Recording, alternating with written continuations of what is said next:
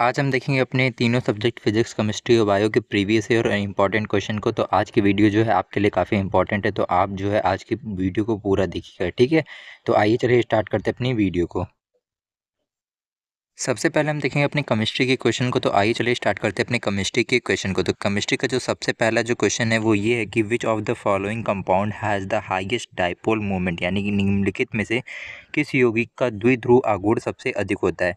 तो सबसे ये जो चार ऑप्शन दिए गए हैं CCl4, CH4, CHCl3 और CH3CH3, इनमें से सबका हाईएस्ट, इनमें से किसका जो डाइपोल मोमेंट है वो हाईएस्ट होगा, आपको ये बताना है। तो आपका जो करेक्ट आंसर है वो है आपका CHCl3, ठीक है। CHCl3 यानी कि ऑप्शन नंबर जो सी है वो करेक्ट आंसर है इस क्वेश्चन का, ठीक है। आइए चलते अपने नेक्स्ट क्वेश्चन पे। हमारा जो नेक्स्ट क्वेश्चन है वो ये है कि the process of separating lanthanides is based on, यानी कि लैंथेनाइड्स को पृथक करने की प्रक्रिया किस पर आधारित है। यानी कि जो लैंथेनाइड सीरीज होती है उसको अलग करने की प्रक्रिया किस चीज़ पे आधारित है। डिफरेंस इन आयनिक रेडी, या फिर डिफरेंस इन बॉइलिंग पॉइंट, या फिर डिफरेंस इन मेल्टिंग पॉइंट, या फिर डिफरेंस इन इलेक्ट्रोनेगेटिविटी यानी कि विद्युत ऋणात्मकता में अंतर, या फिर गलनांक में अंतर, या फिर क्वथनांक में अंतर, या फिर आयनिक त्रिज्या में अंतर। किसके बेस पे जो है लैंथेनाइड सीरीज को पृथक किया जाता है या अलग किया जाता है, ठीक है। तो आपका जो करेक्ट आंसर है वो है आयनिक त्रिज्या में अंतर, ठीक है। यानी कि आपका ऑप्शन नंबर ए जो है वो करेक्ट आंसर है इस क्वेश्चन का, ठीक है। आइए चलते अपने नेक्स्ट क्वेश्चन पे। हमारा जो नेक्स्ट क्वेश्चन है वो ये है कि the product of formed when aniline react with nitrous acid at low temperature is, यानी कि एनालिन जब नाइट्रस अम्ल के साथ निम्न ताप पर अभिक्रिया करता है तो बनने वाला उत्पाद है कौन सा बनेगा। नाइट्रोबेंजीन बनेगा, या फिर बेंजीन डाइज़ोनियम बनेगा, या फिर फिनॉल बनेगा, या फिर एजोबेंजीन बनेगा। तो एजोबेंजीन बनेगा, या फिर फिनॉल बनेगा, या फिर नाइट्रोबेंजीन बनेगा। तो क्या बनेगा जब आपका जो है नाइट्रस अम्ल के साथ एनालिन जो है रिएक्शन करेगा, ठीक है। तो आपका जो कंपाउंड फॉर्म होगा वो बनेगा आपका बेंजीन डाई एजोनियम क्लोराइड, ठीक है। बेंजीन डाई एजोनियम क्लोराइड का फॉर्मेशन होगा, ठीक है। आइए चलते हैं अपने नेक्स्ट क्वेश्चन पे। हमारा जो नेक्स्ट क्वेश्चन है वो ये है कि which of the following is not a characteristic of first order reaction, यानी कि निम्नलिखित में से कौन सा जो है प्रथम क्रम यानी कि प्रथम कोटि अभिक्रिया का लक्षण नहीं है। Half life is independent for initial concentration, या फिर rate is proportional to concentration, या फिर unit of rate constant is mole litre -1 second -1, या फिर plot of I N react versus time is linear, ठीक है। तो इसमें से क्या है आपको जो है बताना है कि कौन सा जो है फर्स्ट ऑर्डर रिएक्शन यानी कि प्रथम कोटि अभिक्रिया का जो है लक्षण या कैरेक्टरिस्टिक नहीं है। तो आपका जो करेक्ट आंसर है वह unit of rate constant is mole litre -1 second -1, यानी कि दर स्थिरांक की इकाई मोल लीटर -1 और सेकेंड -1 है, ठीक है। ये जो है लक्षण नहीं है आपका या कैरेक्टरिस्टिक नहीं है फर्स्ट ऑर्डर रिएक्शन का, ठीक है। आइए चलते अपने नेक्स्ट क्वेश्चन पे। हमारा जो नेक्स्ट क्वेश्चन है वो ये है कि the ligand that can form a chelate complex is, यानी कि वह लिगेंड जो चिलेट संकुल बना सकता है कौन। Cl- या फिर NH3, या फिर एथिलीन डाइअमीन, या फिर H2O। तो आपका जो करेक्ट आंसर है वह है एथिल डाइअमीन, ठीक है। एथिल डाइअमीन जो है वो क्या है लिगेंड जो कि चिलेट को कॉम्प्लेक्स बना सकता है, ठीक है। वह लिगेंड है जो चिलेट संकुल बना सकता है, ठीक है। आइए चलते अपने नेक्स्ट क्वेश्चन पे। हमारा जो नेक्स्ट क्वेश्चन है वो ये है कि which of the following is used as an anticoagulant in blood storage, यानी कि निम्नलिखित में से कौन सा जो है रक्त भंडारण में थक्का रोधी के रूप में प्रयोग किया जाता है। Sodium chloride, sodium oxalate, sodium hydroxide, या फिर सोडियम कार्बोनेट, ठीक है। तो आपका जो करेक्ट आंसर है वो है सोडियम ऑक्सलेट, ठीक है। सोडियम ऑक्सलेट जो है उसका जो यूज़ है वो एंटीकोगुलेंट के लिए किया जाता है ब्लड स्टोरेज में, ठीक है। आइए चलते हैं अपने नेक्स्ट क्वेश्चन पे। हमारा जो नेक्स्ट क्वेश्चन है वो ये है कि the major product of the reaction between propane and HBr in the presence of peroxide, यानी प्रोपेन और HBr के बीच अभिक्रिया में पेरोक्साइड की उपस्थिति में प्रमुख उत्पाद है कौन सा जो है प्रमुख उत्पाद है। 1 ब्रोमोप्रोपेन, या फिर 2 ब्रोमोप्रोपेन, या फिर प्रोपिल ब्रोमाइड, या फिर आइसो प्रोपिल ब्रोमाइड, ठीक है। तो आपका जो करेक्ट आंसर है वो है 1 ब्रोमोप्रोपेन, ठीक है। यानी कि ऑप्शन नंबर ए जो है वो करेक्ट आंसर है इस क्वेश्चन का। आइए चलते अपने नेक्स्ट क्वेश्चन पे। हमारा जो नेक्स्ट क्वेश्चन है वो ये है कि which of the following element has the highest first ionization energy, यानी निम्नलिखित में से किस तत्व की प्रथम आयनन ऊर्जा सबसे अधिक होती है? सोडियम की, मैग्नीशियम की, एल्युमिनियम की या फिर क्लोरीन की? ठीक है, तो आपका जो करेक्ट आंसर है वो है क्लोरीन। ठीक है, क्लोरीन, यानी कि आपका जो ऑप्शन नंबर डी है वो करेक्ट आंसर है इस क्वेश्चन का। आइए चलते हैं अपने नेक्स्ट क्वेश्चन पे। हमारा जो नेक्स्ट क्वेश्चन है, the common name of CH3COCH3, यानी कि CH3COCH3 का समान नाम क्या है? एसीटोन है, इथेनॉल है या फिर फॉर्मल्डिहाइड है या फिर एसिटिल्डिहाइड है? ठीक है, तो इसका जो करेक्ट आंसर है वो है आपका एसीटोन। ठीक है, क्या है? एसीटोन। आइए चलते अपने नेक्स्ट क्वेश्चन पे। हमारा जो नेक्स्ट क्वेश्चन है वो ये है कि which of the following solution will have the lowest freezing point, यानी निम्नलिखित में से किस विलेन का हिमांक सबसे कम होगा?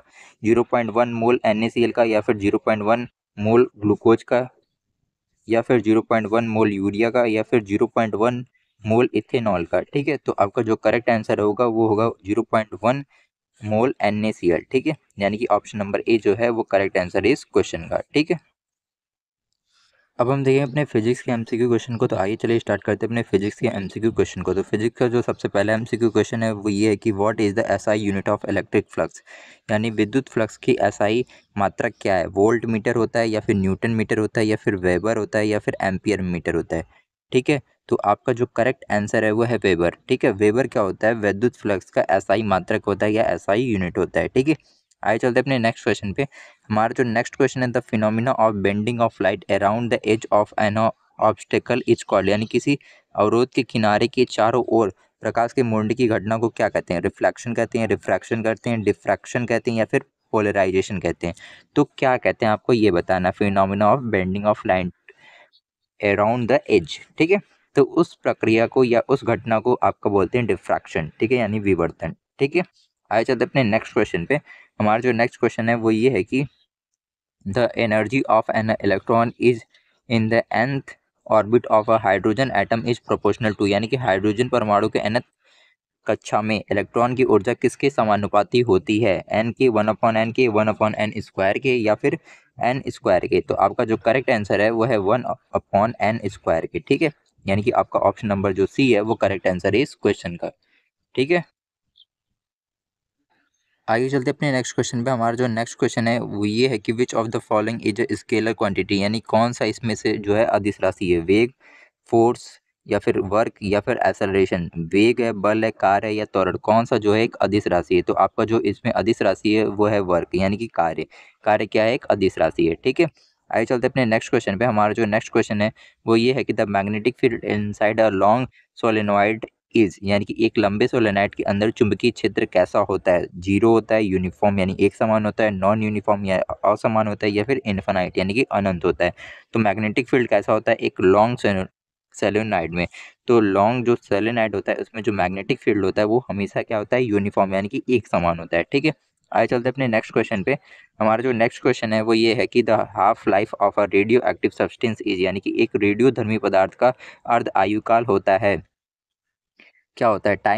Time for half of the substance to decay या फिर टाइम फॉर कंप्लीट डिक्ले या फिर time for doubling the substance या फिर time of emission of the radiation? ठीक है, तो आपका जो करेक्ट आंसर है वो है time of half of the substance to decay, यानी कि पदार्थ के आधे हिस्से के क्षय का समय। ठीक है, उसको क्या बोलते हैं? हाफ लाइफ बोलते हैं। आगे चलते हैं अपने नेक्स्ट क्वेश्चन पे। हमारा जो नेक्स्ट क्वेश्चन है वो ये है कि the principle of the conservation of charge is applicable to, यानी कि आवेश संरक्षण का सिद्धांत किस पर लागू होता है? आइसोलेटेड सिस्टम पे, ओपन सिस्टम पे, क्लोज सिस्टम पे या फिर एनी सिस्टम, यानी कि सभी प्रणालियों पे? तो आपका जो करेक्ट आंसर है वो है आइसोलेटेड सिस्टम, यानी कि पृथक प्रणाली पे। आइए चलते हैं अपने नेक्स्ट क्वेश्चन पे। हमारा जो नेक्स्ट क्वेश्चन है वो ये है कि the focal length of a convex lens is, यानी कि उत्तल लेंस की फोकस दूरी होती है ऑलवेज पॉजिटिव होती है, ऑलवेज नेगेटिव होती है, जीरो होती है या इनफाइनाइट यानी कि अनंत होती है? तो जो फोकल लेंथ होता है कॉन्वेक्स लेंस का वो हमेशा क्या होता है? पॉजिटिव होता है। ठीक है, यानी कि हमेशा क्या होता है? धनात्मक होता है। आए चलते अपने नेक्स्ट क्वेश्चन पे। हमारा जो नेक्स्ट क्वेश्चन है वो ये है कि the device that convert AC to DC is, यानी कि वह उपकरण जो एसी को डीसी में परिवर्तित करता है क्या कहलाता है? ट्रांसफार्मर, रिफ्रैक्टर या फिर इन्वर्टर या फिर संधारित्र? तो एसी करंट को जो डीसी करंट में कन्वर्ट करता है डिवाइस वो होता है आपका रिफ्रैक्टर। ठीक है, रेक्टिफायर, सॉरी रिफ्रैक्टर नहीं रेक्टिफायर बोलते हैं उसको। ठीक है, आगे चलते हैं अपने नेक्स्ट क्वेश्चन पे। हमारा जो नेक्स्ट क्वेश्चन है, the de Broglie wavelength of the particle is given by, यानी किसी कण की डी ब्रॉगली तरंग दैर्ध्य दी जाती है।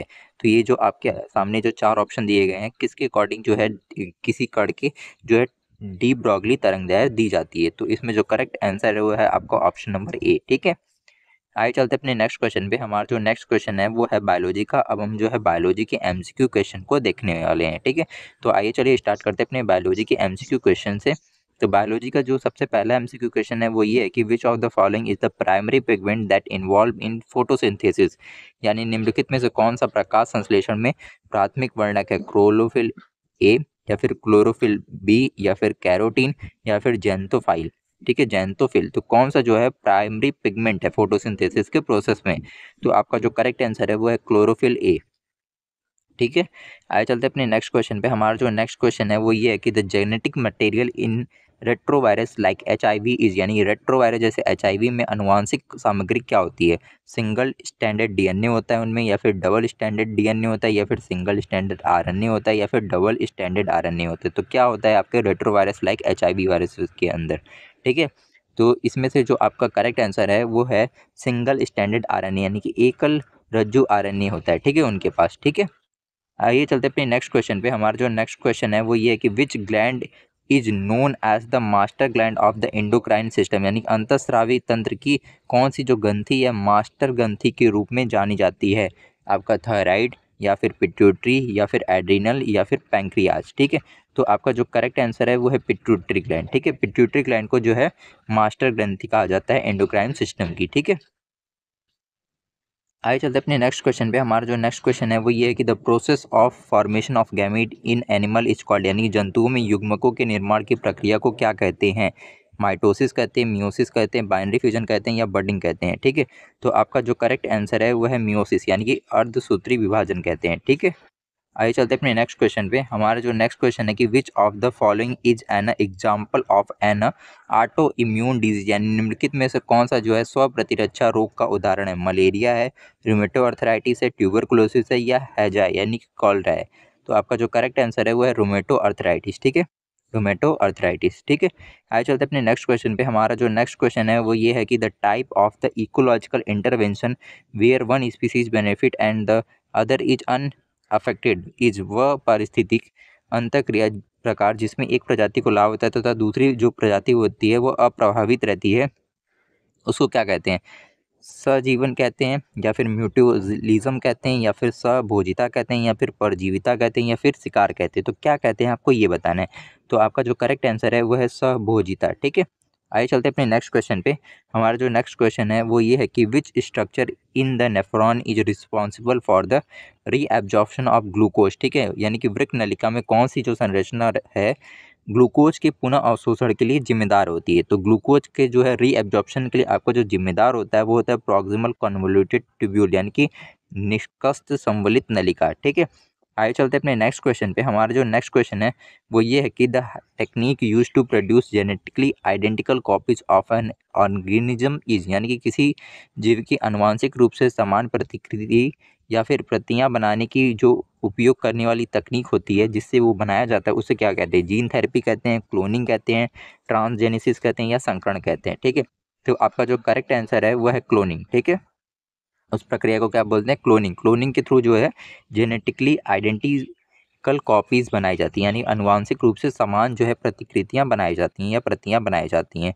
आइए चलते हैं अपने नेक्स्ट क्वेश्चन पे। हमारा जो नेक्स्ट क्वेश्चन है which of the following is a greenhouse gas contributing to global warming, यानी कि निम्नलिखित में से कौन सा ग्रीन हाउस गैस वैश्विक तापन में योगदान देता है। आपका ऑक्सीजन देता है, नाइट्रोजन देता है, या मीथेन देता है, या आर्गन देता है। तो इसका आपको शायद आंसर पता हो कि जो मीथेन गैस होती है वो कंट्रीब्यूट करती है आपके ग्लोबल वार्मिंग में। ठीक है, जो कि क्या होते हैं ग्रीन हाउस गैस जो है वो ग्लोबल वार्मिंग में क्या करती है, कंट्रीब्यूट देती है या फिर योगदान देती है। आइए चलते अपने नेक्स्ट क्वेश्चन पे। हमारा जो नेक्स्ट क्वेश्चन है वो ये है कि the part of the flower that develop into a fruit after fertilization is, यानी कि फूल का वह भाग जो निषेचन के बाद फल में विकसित होता है उसे क्या कहते हैं। पीटल यानी कि पंखुड़ी कहते हैं, या फिर सेपल यानी बादल कहते हैं, ओवरी या अंडाशय कहते हैं, या फिर स्टेपमेन यानी कि पुंकेसर कहते हैं। तो आपका जो करेक्ट आंसर है वो है ओवरी यानी कि अंडाशय। ठीक है, आज के लिए इतना ही। अगर आपको हमारी वीडियो पसंद आई तो हमारे वीडियो को लाइक और हमारे चैनल को सब्सक्राइब कर लें। साथ ही साथ इस वीडियो का जो PDF है वो आपको टेलीग्राम पे मिल जाएगा। आप जाके वहाँ से जो है आज की जो वीडियो है उसका PDF डाउनलोड कर सकते हैं। साथ ही साथ पहले की भी जो वीडियो है उनका भी जो है PDF डाउनलोड कर सकते हैं। साथ ही साथ उनकी प्रैक्टिस भी कर सकते हैं। ठीक है।